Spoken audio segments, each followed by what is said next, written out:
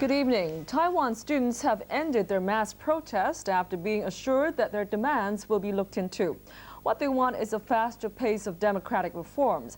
Peter Mays reports from Taipei. As the student representatives walked into President Lee's office, the most powerful man in Taiwan politics was all handshakes, smiles, and goodwill. Then the two sides got down to business. Lee told the students he approved of their peaceful demonstration. Then the young representatives made their case for revising the Constitution and removing aging parliamentarians from office.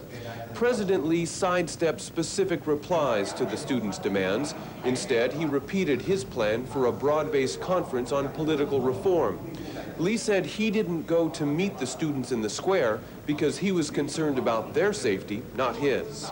The student representatives returned. They offered a positive assessment of the summit with the president, then asked the demonstrators to judge for themselves. Then came the hard part, deciding whether Lee Teng-hui's statements were sufficient to call off the sit-in. Gathering together by school, the students debated the issue and debated some more. Some students voted with their feet, deciding the protest was over and walking out. Others argued for hours whether to continue the demonstration. Slowly, their numbers dwindled. In Taipei, Peter Mays, TVB News. In Beijing, a senior government official has disclosed some details that led to the disgrace of former party chief Jiang Zemin. Chinese Cultural Vice Minister Ying Rocheng let the word out after meeting with a subgroup of the National People's Congress. When asked about reasons for Zhao's fall from grace, he said Zhao had made the mistake of engaging in the power struggle. According to Ying, Zhao, unlike the Gang of Four, had not committed any criminal acts. He said Zhao was not under arrest. He had ideological deviations which could not be settled by the courts. In Lithuania, it's business as usual in parliament. That's despite a fresh blast from the Kremlin over the republic's breaking away from the Soviet Union. But Lithuania's new prime minister was defiant. She dismissed President Mikhail Gorbachev's order that Lithuania give up their arms. It's up to the people if they want to keep weapons, she said. Kazimira Punskiena has complained to the Kremlin about recent Soviet troop movements in the Republic.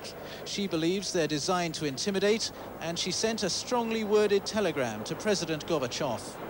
The Prime Minister's message says the Lithuanian people have been deeply disturbed about the intensive activities of Soviet troops here in the Republic.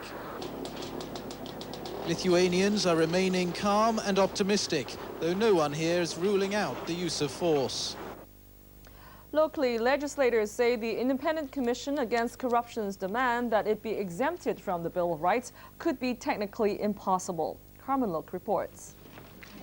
The LegCo ad hoc group on the Bill of Rights met the commissioner of the ICAC, David Jefferson, this morning. Members are concerned about the capability of the ICAC to combat corruption if its powers are reduced. But to exempt ICAC from the Bill of Rights will have technical difficulty. Well, I think it is involving the amendment to letters patent, whether or not you can, in fact, carve out an exception to that amendment without doing, great, damage or driving, a horse and carriage through the entire sort of Bill of Rights. Secondly, if you have the exemptions, it would not, in fact, be compatible with Article 39 of the Basic Law, which is already laid down. The ICAC chief later spoke at a luncheon meeting, trying to convince people that the Commission cannot do without its special powers. Carmen Lok, TVB News. Finally, motorists using the Kai Tak airport parking facilities will pay about 40% more from April the 1st. It will be $10 for the first couple of hours, a $3 increase, and then it will be $20 for each additional hour. The increases were approved today by EXCO after considering the rates at nearby parking lots. And that's it for Newsfile. Good evening.